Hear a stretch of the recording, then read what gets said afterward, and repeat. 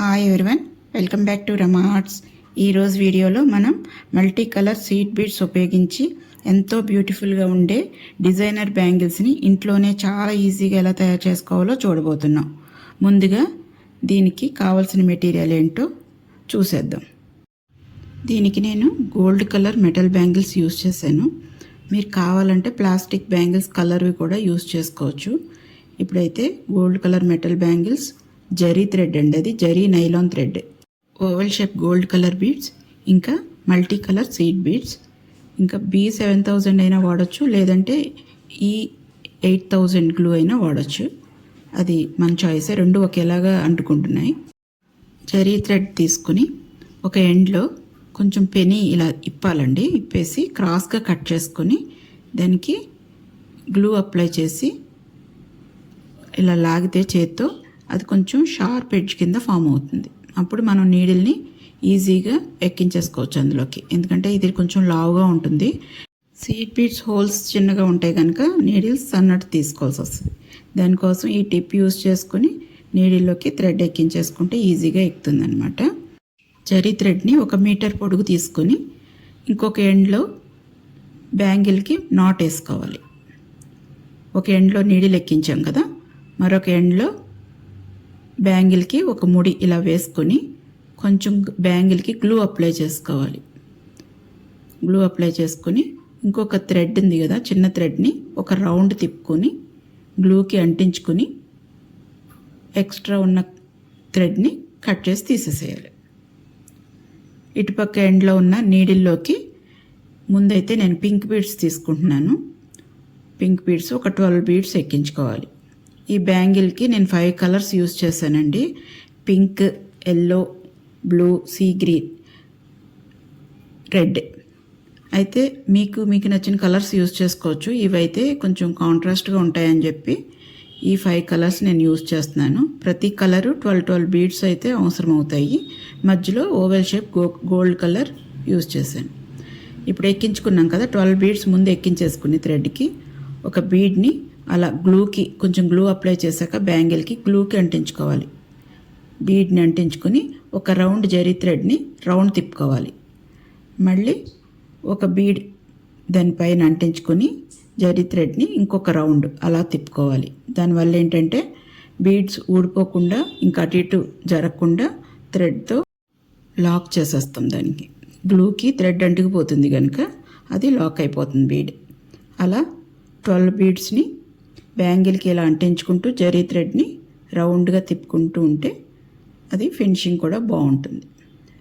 Complete అయిపోయాక ఒక round వేస్తున్నాం కదా, లాస్ట్లో ఇంకొక రౌండ్ ఎక్స్ట్రా వేయాలి. థ్రెడ్ని వేసాక మళ్ళీ నీడిల్లోకి ఓవెల్ షేప్ గోల్డ్ కలర్ బీడ్ని ఎక్కించుకోవాలి. ఎక్కించుకొని అది కిందకి లాక్కొని ఒక రౌండ్ తిప్పుకోవాలి. జరీ థ్రెడ్ని తిప్పి ఎదుర్కొన్న థ్రెడ్లోకి నీడిల్ని పోనివ్వాలి. అప్పుడు ఒక నాట్లా ఫామ్ అవుతుంది. వీడియోలో చూపిస్తున్నట్టుగా సరిగా అబ్జర్వ్ చేయండి. అది ఒక నాట్లా అవుతుంది. అప్పుడు ఓవెల్ షేప్ కదా, అటు ఇటు జరిగిపోకుండా స్ట్రైట్గా ఉంటుందన్నమాట నాట్ వేసేసరికి. తర్వాత నేను రెడ్ కలర్ బీడ్స్ తీసుకున్నాను. పింక్ తర్వాత రెడ్ బీడ్స్, అవి ఒక 12 బీడ్స్ ముందే ఎక్కించేసుకొని సేమ్ ఇందాకడ మనం ఎలా అయితే చేసామో అదే ప్రాసెస్ని మళ్ళీ ఫాలో అవుతాం.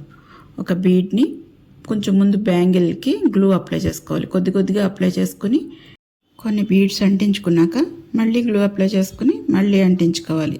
ఒకేసారి అయితే గ్లూ ఆరిపోతుంది, అందుకని కొద్దిగా చేసుకోవాలి.